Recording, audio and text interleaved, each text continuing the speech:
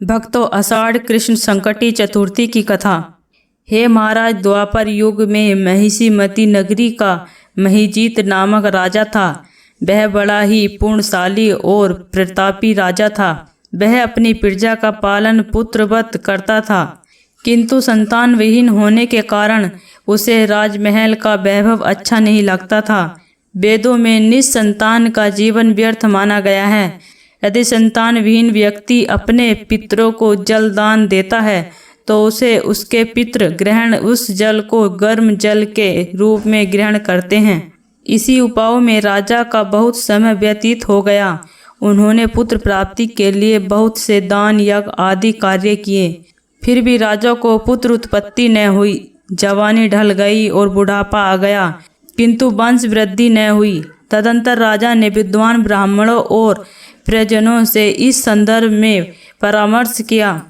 राजा ने कहा कि हे ब्राह्मणों तथा प्रजनों, हम तो संतानहीन हो गए, अब मेरी क्या गति होगी। मैंने जीवन में तो चिकित भी पाप कर्म नहीं किया। मैंने कभी अत्याचार द्वारा धन संग्रह नहीं किया। मैंने तो सदैव प्रजा का पुत्रवत पालन किया तथा धर्माचरण द्वारा ही पृथ्वी शासन किया। मैंने चोर डाकुओं को दंड दिया, इष्ट मित्रों के भोजन की व्यवस्था की, गो ब्राह्मणों का हित चिंतन करते हुए शिष्ट पुरुषों का आदर सत्कार किया। फिर भी मुझे अब तक पुत्र न होने का क्या कारण है। विद्वान ब्राह्मणों ने कहा कि हे महाराज, हम लोग वैसा ही प्रिय करेंगे जिससे आपके वंश की वृद्धि हो। इस प्रकार कहकर सब लोग युक्ति सोचने लगे। सारी प्रजा राजा के मनोरथ की सिद्धि के लिए ब्राह्मणों के साथ वन में चले गए। वन में उन लोगों को एक श्रेष्ठ मुनि के दर्शन हुए। वे मुनिराज निराहार रहकर तपस्या में लीन थे। ब्रह्मा जी के समान वे आत्मजित, क्रोधित तथा सनातन पुरुष थे।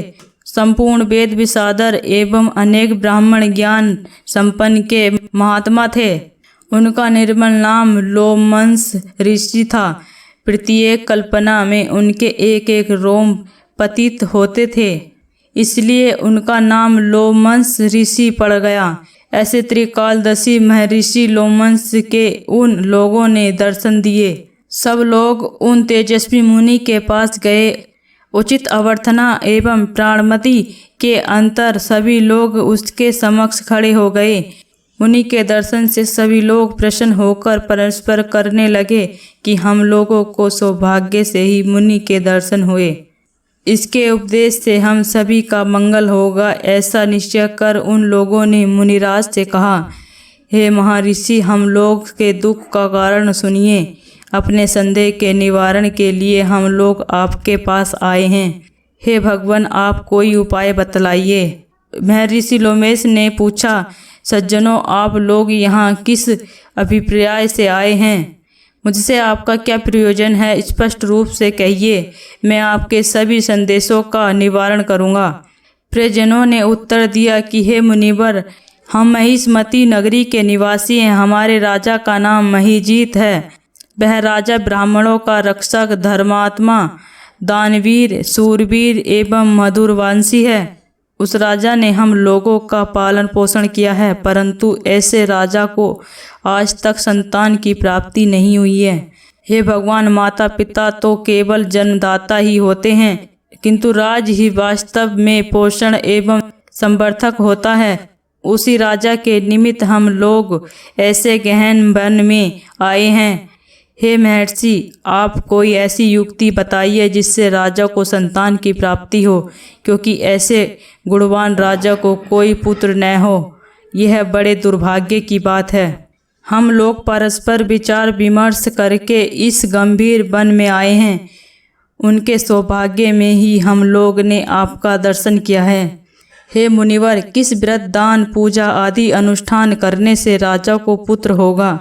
आप कृपा करके हम सभी को बताइए। प्रजा की बात सुनकर महर्षि लोमश ने कहा कि हे भक्तजनों, आप लोग ध्यानपूर्वक सुनो। मैं संकट नाशक व्रत को बतला रहा हूँ। यह व्रत निसंतान को संतान और निर्धन को धन देता है। आषाढ़ कृष्ण चतुर्थी को एक दंत गजानन नामक गणेश की पूजा करें। राजा व्रत करके श्रद्धा युक्त हो ब्राह्मण भोजन करवाएं और उन्हें वस्त्र दान करें।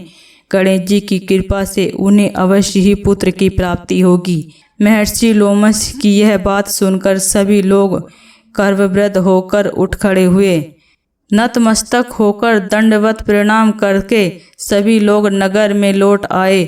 वन में घटी सभी घटनाओं को प्रजनों ने राजा से बताया।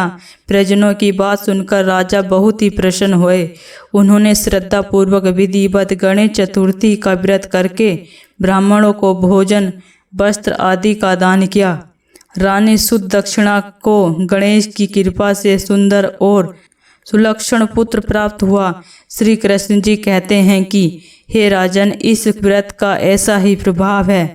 जो व्यक्ति इस व्रत को श्रद्धा पूर्वक करेंगे वे समस्त सांसारिक सुख के अधिकारी होंगे। दोस्तों, इसी तरह की वीडियो को देखने के लिए इस चैनल को सब्सक्राइब करें और वीडियो को लाइक करें।